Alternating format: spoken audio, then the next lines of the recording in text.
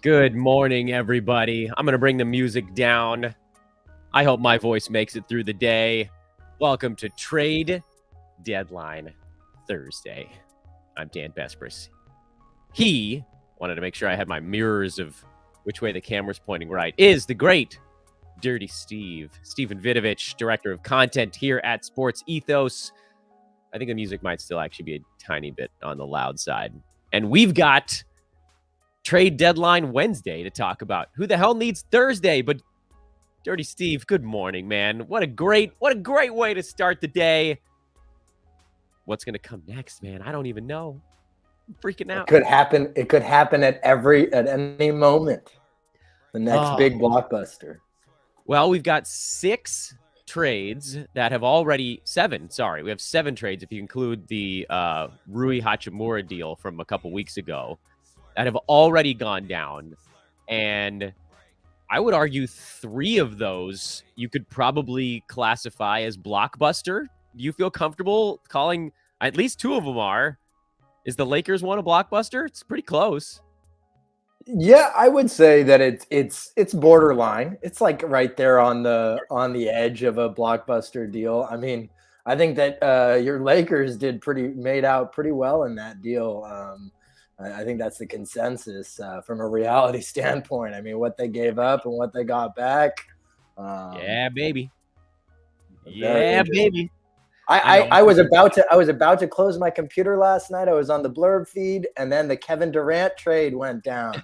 My goodness! You know what got you there is the Jakob Poeltl trade. If that one didn't happen, you probably would have closed your computer. You're like, crap, I got to type up Jakob Poeltl to the Raptors. And then while you're working on that, it's like, oh, hello, 11 p.m. Woj bomb or whatever it was last night.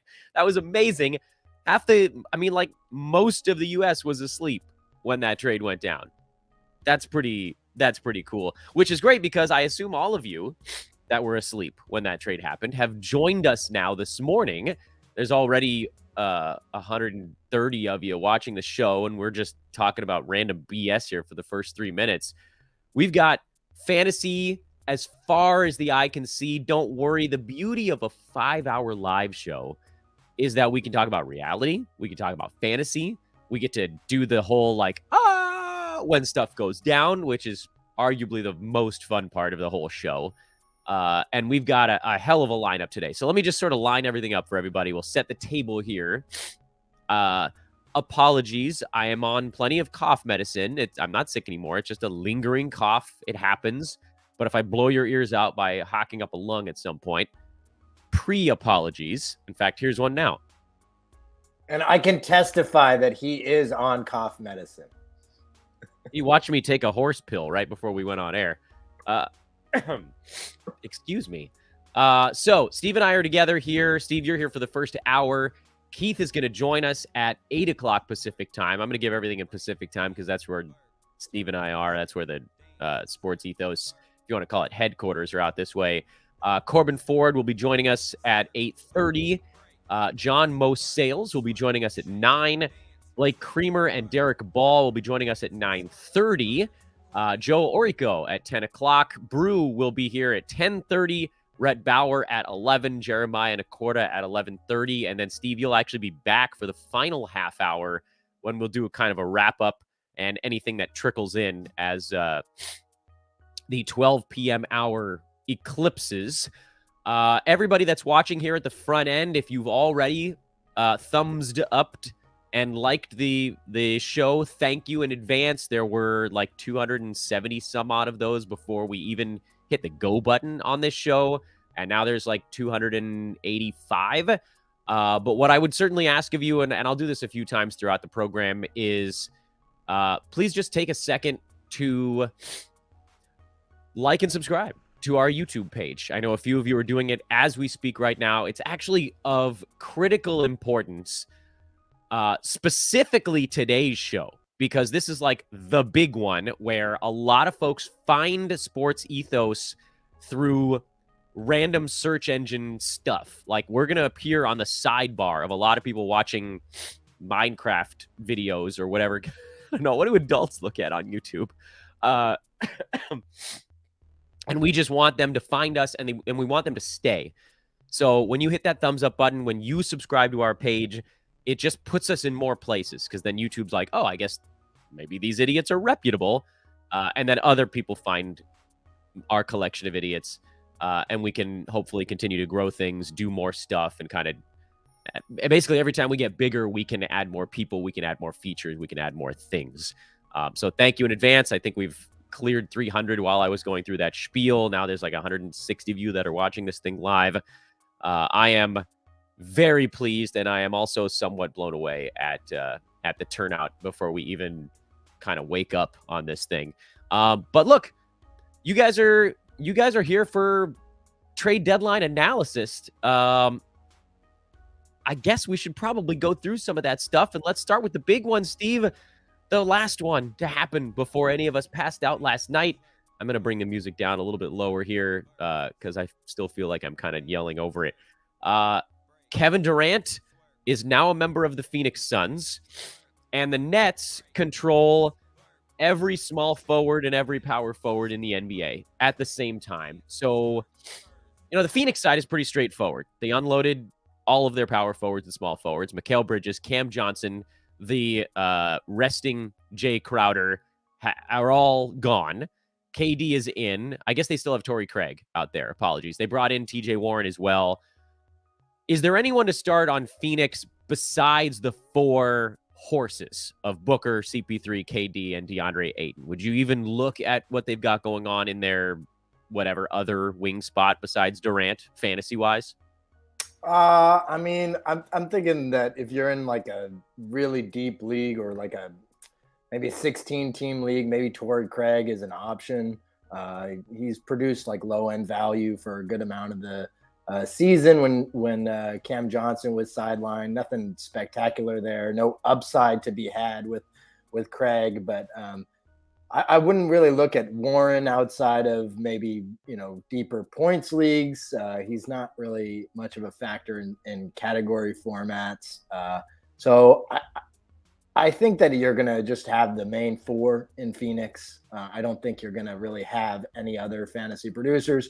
The reason I kind of like Craig is he can get defensive stats and rebounds when given opportunity, but it's more of a deep league option. And what about the other side of this? Because my feeling on Brooklyn, and I know, weekly moves are at a premium this week. You got maybe 3-ish to work with at this point because we had the Lakers stuff. We'll talk about that. That also went down earlier yesterday. Do you do anything with the information we got from this trade as it pertains to the Brooklyn Nets? My inclination is to wait because it feels like they're very much not done. Totally agree. I mean, I think that one of the funniest things about this deal, from like a very nerdy basketball perspective, is that Jay Crowder is still in a backup role. So probably would be there. So we have to think, Jay Crowder could find himself back to the Heat. I just saw something on Twitter that I don't know who posted it. Let me look for it, but they said that if the Nets were interested in rerouting Mikal Bridges, they could maybe get 3 first-round picks back. Wow. So 7 out of the same deal is what that was. Yeah. Wow. So I think we have to wait and see. Obviously, Bridges and Cam Johnson should already be on rosters. And Jay Crowder, to me, is a speculative deep league pickup, but more of a watch list candidate if he moves to a place like Miami, where he would likely take on that starting power forward spot. I got a really good cough out while you were talking on that one. I want everybody to know that was like the clear the pathway here for the next little bit. This is a super annoying thing. I wonder if maybe RSV went through our household and we just didn't even know about it. So let me go back to, well, I kind of want to work in reverse chronological order, but I also want to get to the Laker trade because I think that's the one that probably had maybe the most interesting pickup of everything. Although I guess you could argue like there's something out of the San Antonio side as well. Let's do those two next. That's the ones we want to go to. By the way, reminder, everybody, there are definitely people watching who don't follow the two of us on Twitter. We do a lot of work on social media at Dan Besbris, DanBesbris, at Steven Vidovich with a PH over there. Go give us a follow on Twitter while you're watching. Obviously, like and subscribe and all that stuff. Spurs one, maybe because that one's quicker. We'll start with Spurs because there's just basically one piece of note in that trade. 2 players overall. Jakob Poeltl back to the Raptors. Khem Birch to the San Antonio Spurs. Most people you'll notice we don't talk that much about the assets moving in these trades because this is a fantasy show and future firsts or future seconds, what the hell do we care? Like, we'll deal with those when we get there. For about 2 weeks, I've been calling Jakob Poeltl a buy low because it felt like wherever he ended up, someone was going to give up a first to get him. And if you give up a first-round pick in a trade, you're getting a player you're going to play. Second-round picks, you give up a second-round pick, you might be getting a guy that never sees the floor. We've seen that 100 times over the last few trade deadlines. But if you give up a first, that's like NBA code for we want this guy. Do you think Poeltl does more in Toronto than he did with San Antonio? Like, just in terms of like taking the bubble wrap off the dude. I absolutely think he does. I think we see an excellent. increase. We agree. I love it. I think we do see an increase in value. I was not in your camp. I was nervous about Poeltl's potential destination because I thought that he was going to go to a more of a contending squad. And all of those to me had starting centers. For the most part, I can't think of really that many situations that don't. In terms of contenders. So Toronto is the best landing spot for him. I do think he sees an uptick in value, and you were right on the buy low. I missed that one because I didn't think the Raptors were going to go for win now. That caught me off guard. So kudos to them. Let's talk about that because let's talk about Zach Collins first. Brewski had a show yesterday on our YouTube page where he had Zach Collins, even as a starter, settling more between 100 and 150 in 12 teamers. Is there a way for Collins to maybe push past that? Or we've seen the Spurs take on, was it Dwayne Dedmon? Did I even put that trade on my list? That would actually be the 8th trade. I didn't even put that one on my list. I don't really think that's much of a, I don't. Right, he shouldn't really play. They've got Bassey kicking around in their G League system, and they just picked up Khem Birch, which, you know, maybe he doesn't do anything. Maybe he never sees the floor, but also this is a tanking team, so they might just kind of try guys. I am a little bit concerned, not a lot of it, a little bit, that Collins doesn't average more than like 26 minutes per game just because the Spurs have kind of no reason to run anyone into the ground the rest of the way. And that's why he was never at the top of my stash board, even though he almost seemed like a guarantee to get some kind of bump up in minutes. What do you feel about Collins? And feel free, because, you know, we got all damn day, Steve. If you want to talk about anybody else on the Spurs, I see our chat room people are bringing up guys like Sohan, and does it mean anything for anyone else on San Antonio? So I do. The Spurs aren't going to win anything this year. Their focus is going to be on player development and building for next season. They're acquiring first-round picks. Kudos to them. I think they've gotten quite a haul now that they can go ahead and try and flip at some point or draft young players. Zach Collins, to me, I think that he does have like a top 80 sort of upside. If I was to bet, I'd bet that Khem Birch didn't really figure into the rotation much, similar to Dedmon would be my guess. The guy that makes me the most nervous, a couple of guys, is the other young big men. Isaiah Roby being one of them. Right. We've seen him start to get more minutes in recent games. They actually played alongside each other in yesterday's contest versus the Raptors. Speaking of, does Jakob Poeltl, does he go back to San Antonio and then back to Toronto, or did he just stay in Toronto after last night's game? I assume he stayed because then we got the Minnesota-Utah game. This is pretty weird, actually, yesterday that all the teams were just playing or trading with the team they were playing. Yeah, you know, dance with the one that brung you, or just like, I guess this is more of a do-si-do as far as, you know, that's a thing, right? A trade do-si-do. Trade do-si-do. There we Sure, why not? Swing your partner around and round and just leave them on the other team. It happens more often than you'd think. Yeah, absolutely. I mean, the Gary Trent Jr. trade back to Toronto, like same day as his dad getting traded there, like back in his playing day. That was the craziest thing I'd ever seen in terms of a trade scenario. But with the Spurs, Isaiah Roby and Charles Bassey are the two guys who give me a little bit of pause with Zach Collins. But I do think that he has top 80, 85 upside in a starting role where he's seeing probably 28 minutes. I think that he can get there. So he would be my top choice. I would use a pickup on him if he's available in leagues, but I might wait to see if there's better pickups out there. And then there's one guy that we haven't gotten to who I definitely think is worth a pickup ahead of Collins. Do you want to segue us into who that mystery man might be? I have a feeling. Absolutely. So it's your team, the Lakers. One of the guys they got, it's Jared Vanderbilt. Interesting. I see Vanderbilt taking on a starting role. We know that Anthony Davis doesn't really like to play, down in the post. That's where Jared Vanderbilt excels. I think that he's going to see a lot of minutes with the Lakers. I don't know what happens between him and Rui Hachimura. That's where I'm a little bit confused, and I'd like to see some data. But Jared Vanderbilt, to me, is a pickup ahead of Collins based on that deal to the Lakers. He doesn't need the ball in his hands to produce, and so I think he can coexist with LeBron and AD from a fantasy perspective.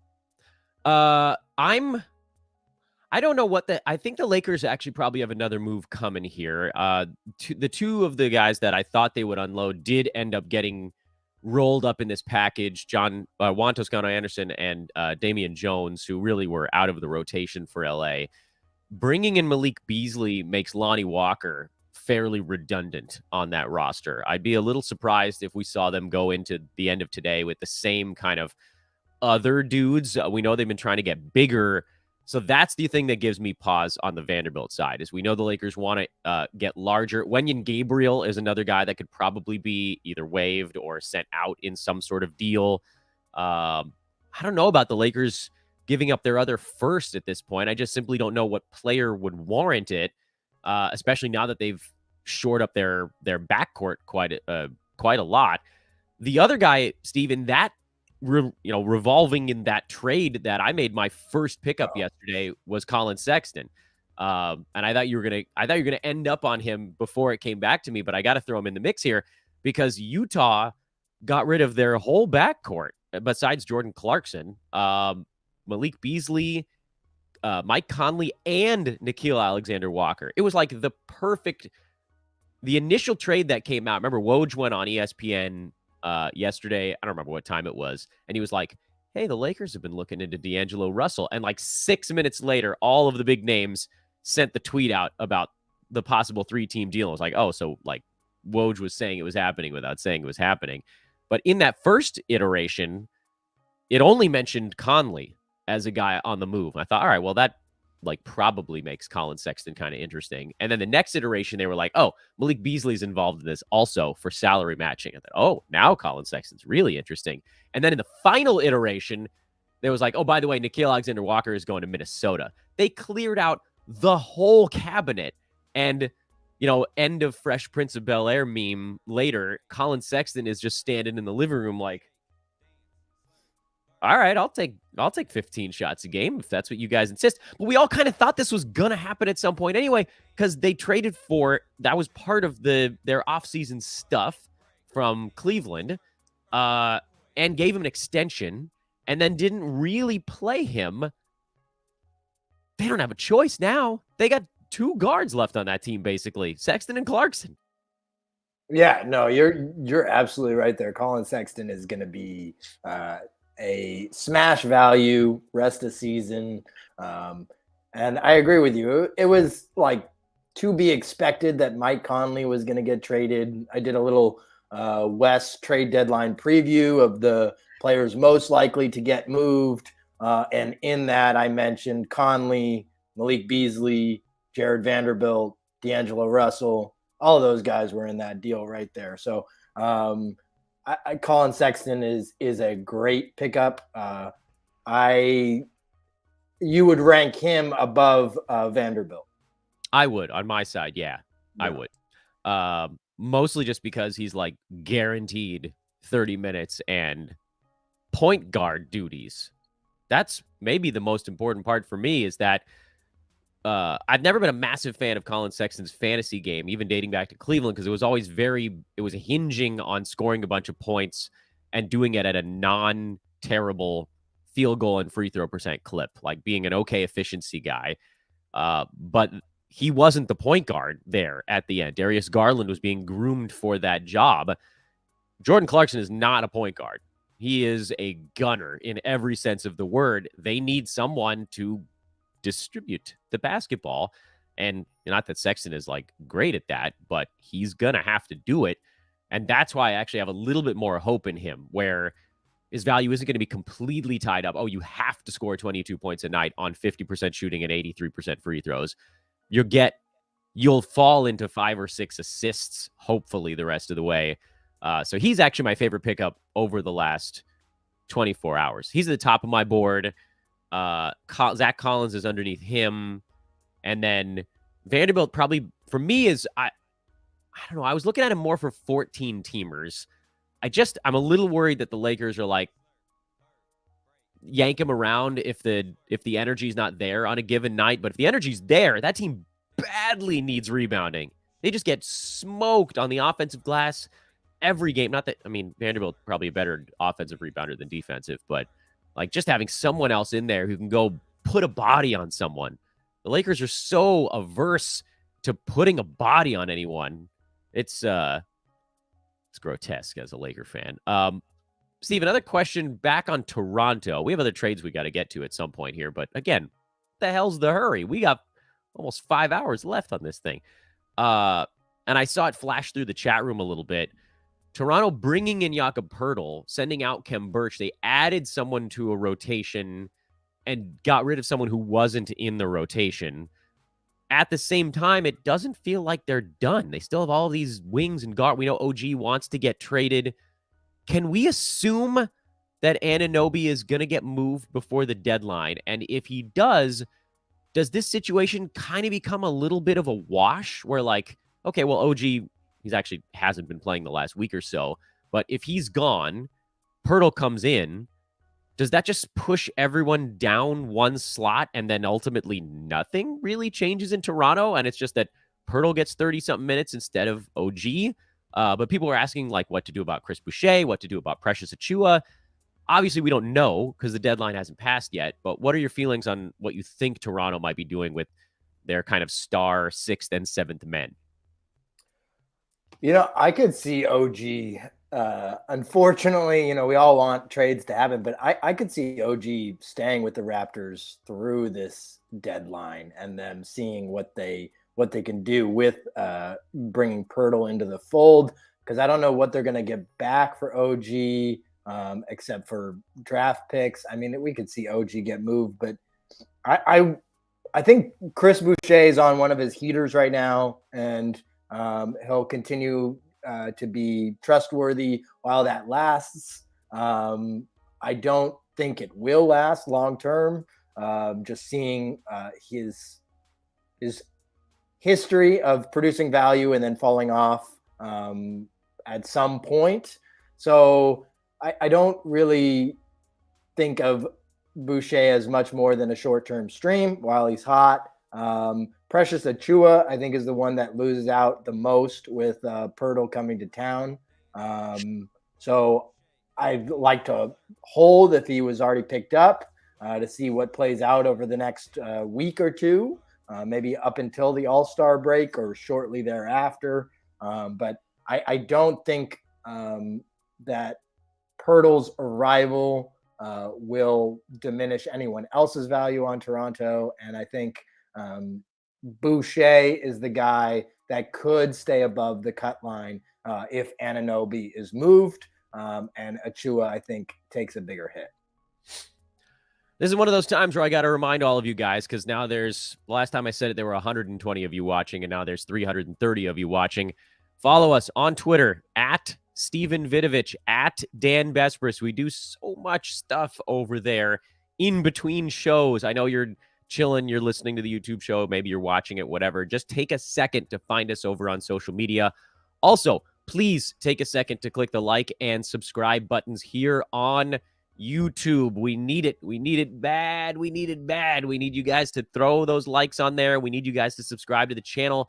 Help us grow. Let's turn today into like the ultimate snowball for Sports Ethos as a website.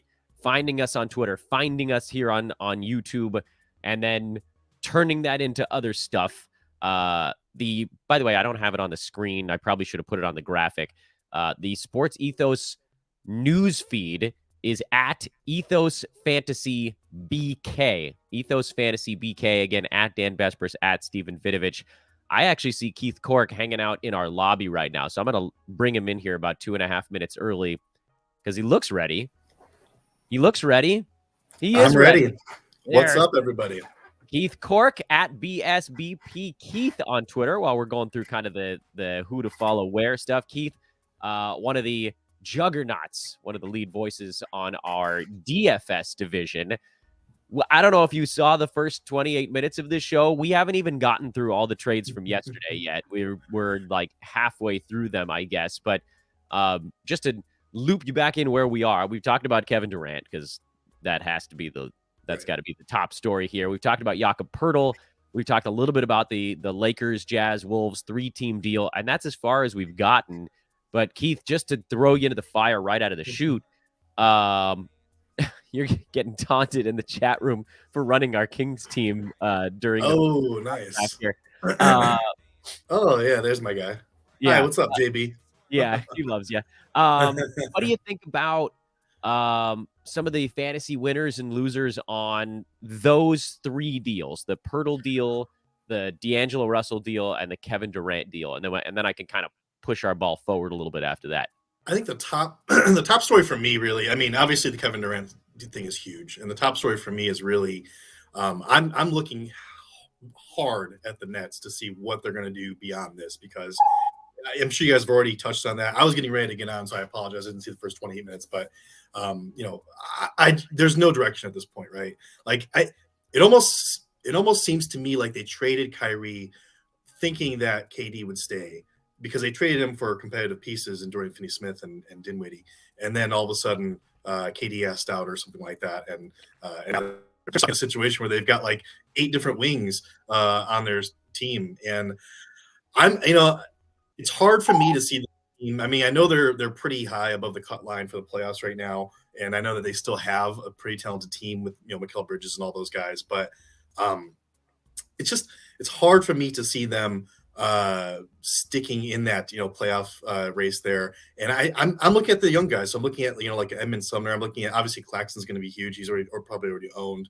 But guys like that, Cam Thomas, obviously, guys like that I think are going to be taking off here after that deadline. So that's kind of where I've been mostly looking. I know you guys have probably already touched on Zach Collins. He's a big ad for me. One thing about Sexton, I know Sexton's the other big guy I've seen people touting a lot. And, I think it's obviously, I think he's going to be taken off here, obviously, compared to what he did in the beginning of the season. But, I just don't know with Lauri Markkanen still being on that team and Jordan Clarkson still there. I still want to see what else they do there before I really buy on to that Colin Sexton hype train. Because, I don't think like he's got the entire reins of the offense or anything like that. But I do think that, obviously he's going to produce better than he did in the first half. So those are kind of my big 3 takeaways. I add Zach Collins. Definitely, add Sexton wherever he's available. I missed out on him. I kind of dragged my feet a little bit, and then I'm watching the Nets here to see what they do next, to see where I'm making a move there. Well said. I have my microphone off when I'm not talking, so I don't cough in anybody's ears right now. But again, this is the great Keith Cork. Incredible work, by the way, this year. I don't want to take too much time away from the show, just to give you a hat tip there, keeping that DFS division online, getting those shows out 7 days a week, by the way. If anybody plays DFS that's watching our show right now, we have a DFS podcast that runs all 7 days a week and free. It's called DFS Today. Keith, you've been organizing that. You're on like 80% of them at least. It was like was like 95% at the beginning of the year. This is actually a pretty reasonable time. If you guys are watching and you want to be a part of what we're doing here at Sports Ethos, I don't ever do recruiting pitches on our trade deadline show, but I probably should because there's a lot of you lunatics watching this thing. Hit me up on Twitter. That's the easiest way. Normally I say you can even put it in the YouTube chat, but I'm not going to be able to see all the craziness that's going on over there today. Find me on Twitter, again, at Dan Vespers. We need people covering teams. If you think you got what it takes to do fantasy, full season DFS, if you're a sports bettor, if you want to cover a team as a reality side, like if you got a team that you're super passionate about, Keith, you cover the Bulls for us. Steve, you don't cover the Warriors, but you definitely could if you you could hang out with Sam covering the Dubs. Hit me up, man. We're looking for folks. We got a handful of NBA teams that don't have somebody covering them, and then we have most of the NFL and like all but one or two teams of MLB, and we literally do not have a single team in hockey being covered, but you guys will all hear from Blake Creamer on this show later today. He's running our hockey fantasy show.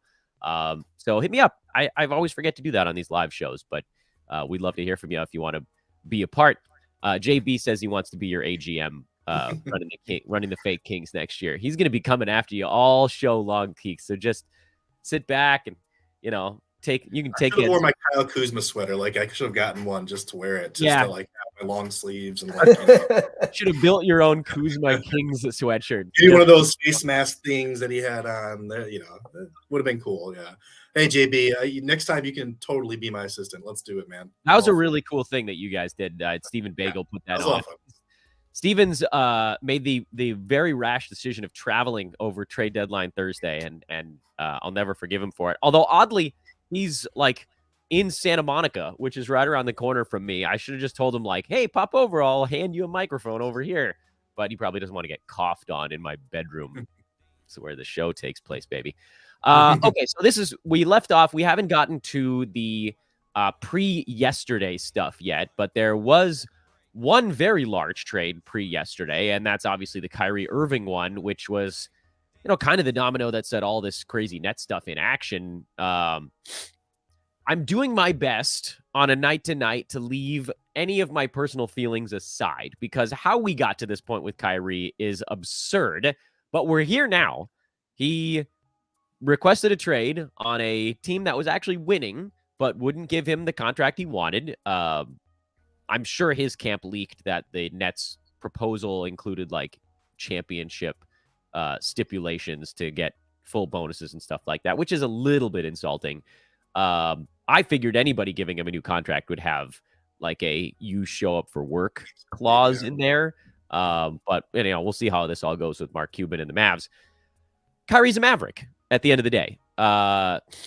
Spencer Dinwiddie and Dorian Finney-Smith, for now, are Nets. Those guys might not be 4 hours from this moment, but Kyrie will definitely be a Maverick 4 hours from right now. So, Steve, I'll start with you because you've been getting to camp out for a minute over there. What do you make of what's going on in Dallas? Because Josh Green's looked really good lately, but Luka hasn't come back yet. I mean, that's a big, like the biggest usage albatross that's not playing right now. How good, maybe I should phrase it that way because I don't want people thinking that we're slighting anybody in Dallas, but how good can anyone be in Dallas not named Luka or Kyrie? Or would, frankly, but he might not be there in 4 hours also. Yeah, outside of those three, I don't think that anyone gets above the cut line in standard leagues unless like an injury occurs like we have with Luka, where guys can fill in, or when Wood was out, we had Dwight Powell step up with some additional value. But outside of like an injury replacement streamer, I don't think there's any way that anyone gets above the cut line. So that's like a top 120, top 125 value on a consistent basis alongside Kyrie, Luka, and Christian Wood if he remains in Dallas. If Christian Wood gets moved and they get a big man back, perhaps that big man replaces Wood. And then the guy that I'm kind of curious about, if you guys play in really deep leagues, is Maxi Kleber after the All-Star break. If Wood, let's say Wood gets moved and they really trust Kleber to take on a bigger role after he surprisingly recovered from a hamstring tear in like a month or so. Pretty amazing. But he's a guy I'm monitoring in much deeper leagues. I'm talking like 16, 18 team leagues, but nobody in 12 team leagues for me. Heath, same question. Yeah, and Kleba's interesting, and I like that you mentioned them, Steve, because I think he is more of a deep league guy, but he's going to be so important there for that Mavs team because they're just missing so much wing defense, and what he brings on the defensive side of the basketball with his ability to block shots, I think it's important. I'm looking for them to make another move here. I mean, they've got to add something else to this mix here to shore up that defense because that defense is going to be absolutely atrocious with Luka and Kyrie, and I mean, not to knock those guys. I mean, I think they're both very talented basketball players, and I think Luka's been he's been trying on defense. I mean, his defense has been miles better than it's been in the past seasons. But sometimes trying is all it takes. But sometimes trying, yeah, that's right. That's true. But they lost Dorian Finney-Smith, and that's just such a huge loss on the defensive side of the basketball. And I think a lot of fans, especially, discount that side of the basketball. So, in terms of basketball fit, I think they got to make another move here. So. But I think Kleba is an interesting guy to monitor. Maybe not in 12-team leagues like you said, but definitely in those deeper leagues. But I'm pretty much in step here with Steve. Yeah, I'm right there as well. And then, of course, the other side of that same trade is, first of all, another of the wings that went to Brooklyn during the last couple of days, but also Spencer Dinwiddie, who had a press conference, and they were like, hey, do you expect to be here? And it was like, I guess, like, we're doing a press conference, so I could probably be here. Our great contract expert, Mr. Stephen Bagel, was talking about how he thought that Seth Curry, Joe Harris, Jay Crowder are the most likely Nets to be shuffled on. It's hard to know what's going on out there. My initial feeling is that Dinwiddie, if he stays put, Cam Thomas, who's been a freight train this last week, those guys might actually end up with a pretty fair amount of stuff to do. Keith, I'll come back to you on this one. Are the guards actually where the value is going to be in Brooklyn, it looks like? Well, yeah, Dinwiddie, Cam Thomas, those would definitely be guys if they're available in your league for some reason, I would definitely be snagging them up for sure. Cam Thomas especially. I mean, like you said, 40-plus point games and 3 games in a row. I mean, that's just incredible. There's not many people in the league that can do that. And I've been a fan of his for a while here, just on the offensive side of the basketball. The problem comes in, obviously, with the other stuff that's involved on the court, which he'll figure out. I mean, if the Nets aren't necessarily interested in competing this season, then he should be safe and should be able to continue to produce that value for you for fantasy basketball purposes. That'll be totally fine. But again, this is a situation where I just don't know which direction they're going to go. I mean, I think Dorian Finney-Smith, I think, is a very underrated, very incredible player on both sides of the basketball. I mean, he's not like a facilitator or a shot creator, but he is a very skilled shooter. He's not a slouch on offense, and on defense, he's a very, very big plus for you. Dinwiddie, though, yeah, I think he's a good gift for them. He's going to be very busy on the offensive side of the basketball as well. So I would definitely be looking to trade for him if you're still open to trades and stuff like that. He's going to take off here, I think. But I mean, Claxton obviously going to be big as well. Continue to be big. He's been big all season. I don't really see a fall off there. But yeah, I mean, the question comes in: what's going on with that wing depth? I mean, who's going to start and who's going to be coming off the bench, who's going to be traded, who's still going to be there past the deadline. So that's really the big question mark for me there. Yeah, my big thought with Brooklyn, and then Steve, I'm going to come back to you on this one as well, is I just sort of can't do anything right now. I feel like hamstrung by how many pieces they have and how it feels so almost set that someone's going somewhere for we don't know what. Like, Kevin Durant was playing a small forward, power forward hybrid. So like, okay, one went out when they got all these guys back, but who the hell? They're in a weird spot too, Steve, in that they don't control their own picks for a while. They all went out to Houston as part of other trades to try to get a big 3 in Brooklyn to begin with. But now they're going to control other teams' first round picks. So it seems like it behooves the Nets, Steve, to try to keep winning, basically try to beat the teams where they're going to get those picks, and then try to keep winning so that the picks they're giving up don't feel as awful when they have to hand them over to the Rockets. So I don't see a full tank coming here for the Nets. It feels like they want to be like scrappy, competitive Brooklyn, but I don't know what that actually means for who's left at the end of the day. Do you have any idea, Steve, beyond the names that Steven gave us? Steven with a V? Yeah, the Nets had a big three. No, I don't think. It's combinations and permutations math class in Brooklyn. Three pick two. I don't think that. I don't think the Nets go into a rebuild at all. I think they try to be competitive in the East this year. I think they try to make the playoffs because, like you said, the Rockets get their pick, so there's no point in tanking. They do still have quite a bit of talent on this roster. Anytime you're going to trade a player like Kevin Durant, you're never going to get equal value back for them. At least, he didn't leave your team in free agency and all you got back was D'Angelo Russell. And you had to give up a first round pick. But sour over there. a little sour. But could have been worse. I think that the Nets got quite a haul, even though they gave up Durant. They got quite a few assets back. They're gonna have to unload probably 1 to 3 of the wings that they have on their current roster right now.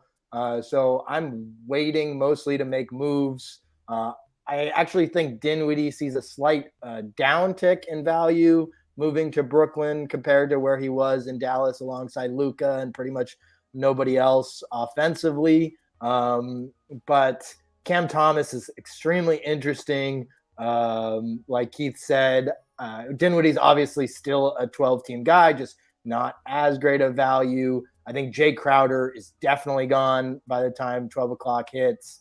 And I'd be curious if one of Cam Johnson or Mikal Bridges also gets moved. And then I think Dorian Finney-Smith, Royce O'Neal is going to be a big loser of this deal just because he can't continue to play the starting level minutes that he's seen all year. So those who are holding on to him as like an end of bench guy can probably cut him loose when like for a Zach Collins or a Colin Sexton right now if they wanted to. But I agree with you, Dan. I'm holding in terms of making any moves on Brooklyn, with the obvious exceptions of, if Cam Johnson is somehow available on the wire, obviously pick him up.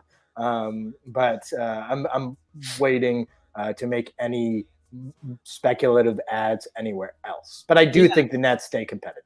And that is the tough part this week because, Roto Games Cap, that's a little bit simpler. You can pick up and drop guys as you please. Most folks watching are sitting on somewhere between 2 and 4 available weekly moves right now. So you got to make sure that whatever you're doing is something you really believe in. And for me right now, Colin Sexton obviously falls into the you should use a move on that type of play.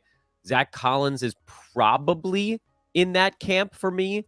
But I don't know that I'm going farther than those dudes at this exact moment. Specifically because, Steve, you were talking about some of the Lakers. I don't know if they're done. We know Brooklyn's not done. There is one trade that happened kind of quietly yesterday that just got completely washed out by the bigger ones that happened at the late stage of the evening, and that was Josh Hart going from Portland to New York.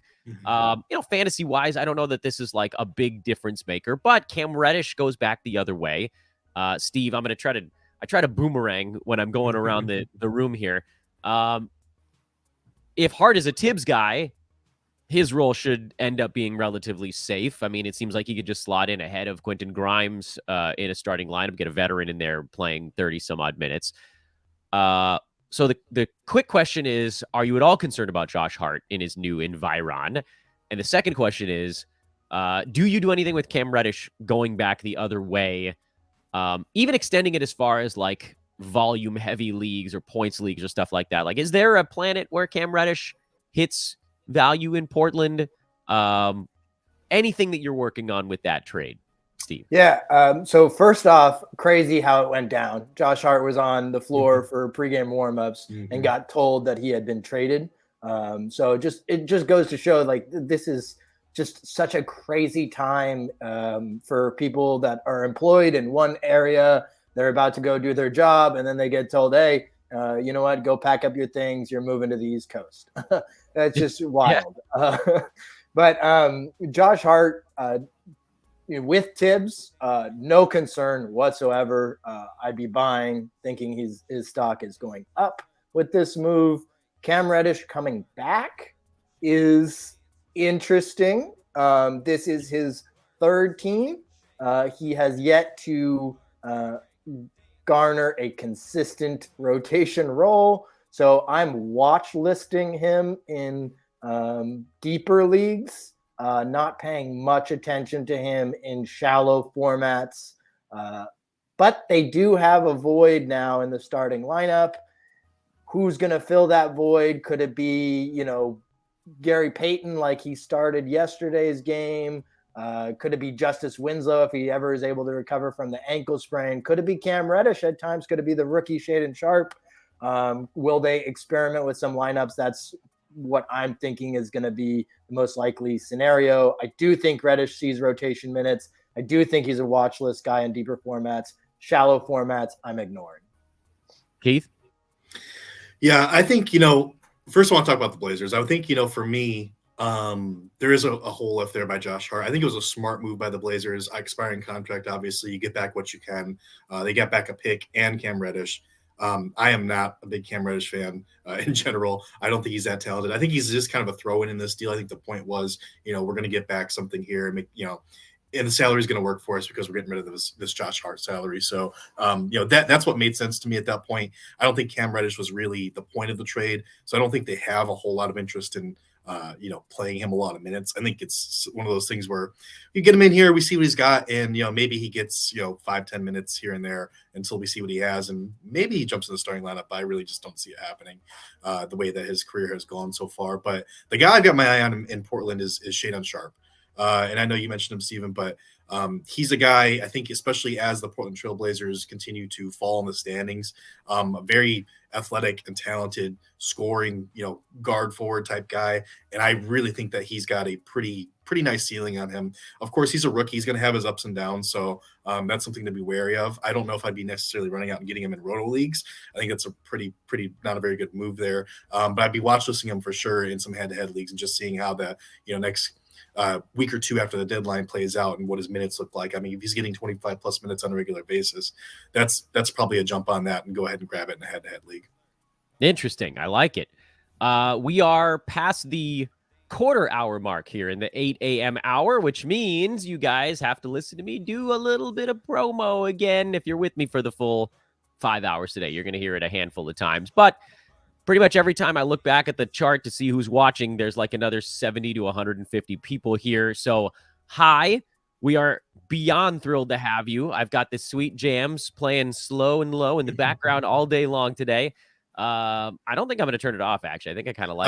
I was checking my tabs. It's like, what's playing over here? What am I jamming to right now? Okay, so, this isn't something. Shout out to Slick Rock on Twitter, who made this jam for Fantasy NBA Today. God knows how many years ago now. And it's sweet. Nobody gets to hear more than like the first 12 seconds when they're listening to the pod, but this is the whole jam.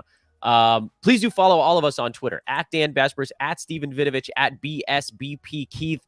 And it's not on your screen, but at Ethos Fantasy BK is the Twitter newsfeed for Sports Ethos, where all of the day's stuff is going to come out. Every trade that happens, what it means. You can get that the breakdowns on those typed up. Steve, you and Panda, you guys are going to be running this thing all day long with the help from the Blurb team.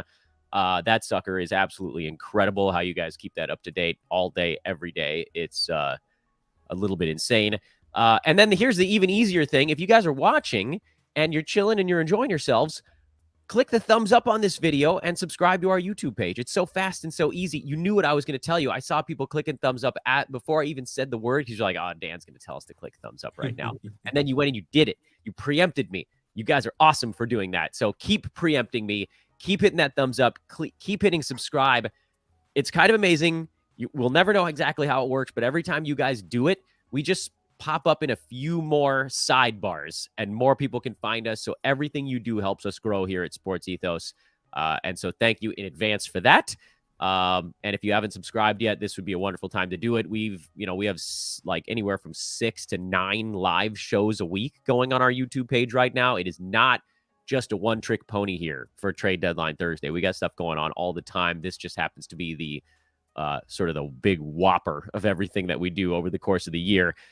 So, those are kind of the big ones. It took us almost an hour to get through the big ones.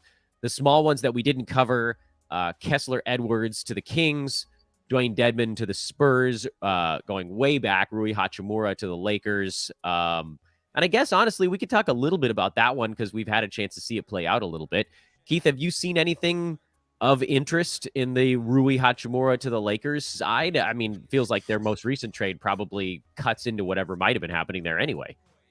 I've been rusting him here and there on DFS. I mean, obviously that's a good move, because he does score a lot of points. But no, for fantasy purposes, I mean, he's kind of a two-trick pony. He's going to get points, he's going to get a few boards, and that's really it. He doesn't really help you in a lot of categories, so he's not somebody I'm really monitoring heavily here. I don't think his role, especially with the Lakers pulling off more trades, and as long as AD and LeBron are going to be healthy, there's just not enough usage for Rui Hachimura to really go do and be a 12-team guy for me. So I'm not really interested in Rui. Steve? Yeah, not maybe a deep points league, like a very deep points league. You're looking at him, or like Keith said, in DFS, which it is going to be in like an interesting few days to play DFS over the next few days. I wonder. The trade deadline changes the landscape so much, probably gives you guys a huge advantage in that scope. Yeah, let's actually dig into that. Let's dig into that for a minute here. Steve, I know we only have you for about 8 more minutes here at the front end, and Keith, you're a DFS guy, but what do you do on the DFS side on a day like today? I assume you have to kind of wait until the last minute. Yeah, I always like to do my research ahead of time. I mean, that's something I definitely preach, is that you want to know what's a good play first and foremost, because a lot of people, they get stuck in that mentality of it's kind of like, it's just human nature. You see the new shiny object, I want to go grab that. So it's a lot of people do shoot themselves in the foot a little bit by going, oh my gosh, all of a sudden this guy's sitting and I need to go roster this guy. And it's not necessarily always the best move in the world. So, you have to be kind of aware of that and just kind of have your head on your shoulders there. So you have to be you have to be cognizant of the stuff going on with the trade deadline, but also you need to know what's going to be a good play no matter what. Because, at the end of the day, as long as you can hit that money line, it's not a big deal. You're still in the game, right? That's the whole thing, is just staying in the game. You're not going to hit the big GPPs and win over, 10,000 people every single day. That's just not going to happen. The odds are just astronomical. But I mean, you're going to be prepared here for some really, really big numbers, because yesterday we had obviously some trades happen. I think the winning score in my GPP that I played was like 450 or 440 points, which is just astronomical. Usually it's somewhere in like 330 to 350, 360 range. So yeah, you have to be prepared for that, because you have to look at the low priced guys that are going to get the increased usage. Obviously, it's an easy concept, but that's basically all you're going to do. So you just have to be a lot better for like 2 days. You have to know what's going to happen, if guys are traded. But hey, you have to get the DFS pass. Go to sportsethos.com, go get it. We'll walk you guys through that. So there you go. Well done. Well played, sir. I like that. That was a sweet plug right there.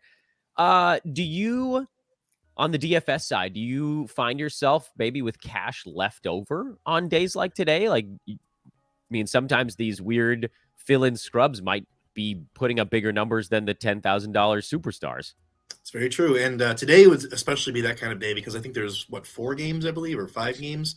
It's a pretty small slate. So on days where there aren't so many games, leaving money on the table is totally an option. And not there's 4 games today, totally an option. Not really a big deal. Yesterday was I believe it was a 9-game slate or an 8-game slate yesterday. So bigger slates, you don't necessarily want to do that too much, because you should be able to find stars to fill in those dollars. Steve, I know we only got you for about 3 or 4 more minutes here, so I want to make sure we maximize our Dirty Steve until he's back for the final half hour, the wrap-up segment, which, by the way, that will, for those of you that are watching, if you have to go do something else, whatever, we understand it's a 5-hour show, and I might be dead by the end of it. But the last half hour is going to be ported over on the recorded pod side. That will be the Fantasy NBA Today episode that goes out today. Steve, before we lose you here, who are the players? This is kind of a tough one for you to do off the cuff, but you know all these things in the back of your head, so I think you can handle it just fine.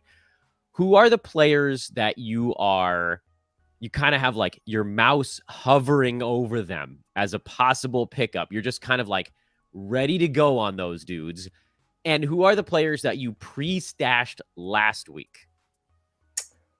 Okay, so Mark Williams is a guy I've been holding, and another guy that I've been holding a lot. Actually, I think you were the one who really pushed me over the edge on this one, and that's Tari Eason. I'm just hoping KJ Martin and Eric Gordon get moved because I think that would be very good for Eason. And I'll answer the first question there of like who I'm like holding my finger over, but it's not for an ad. It's actually for a potential drop, and I don't want to make it. What a meanie. And it's a guy that I really want to stay on his current team because I do think that he continues to deliver low end, boring but low end value in category leagues. That's Josh Richardson. I don't want to see Josh Richardson get moved. I like what he's doing for the Spurs. I think they need some veterans there with the young guys. So I'm hoping that we see Josh Richardson stay with the Spurs past the deadline.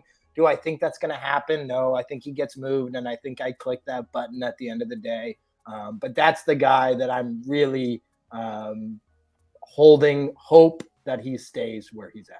Yeah, it does seem somewhat unlikely, though, doesn't it? It does. Yeah, because he has Doug McDermott is the other veteran. He has another year under contract. Very doubtful that he gets moved. I also think Richardson is the more valuable impact player for a contender. So I think he gets moved. So I want to respond to the Tari Eason thing because it's someone mentioned in the chat room flashing by that he really hasn't seen much time at the 3. I think one of the situations there, and one of the reasons they haven't been willing to, is that they do have all these guys like KJ Martin and Jayshawn Tate who kind of fit better at the 3. We're not looking for him to get like 11 minutes at small forward. We're looking for him to get like 3.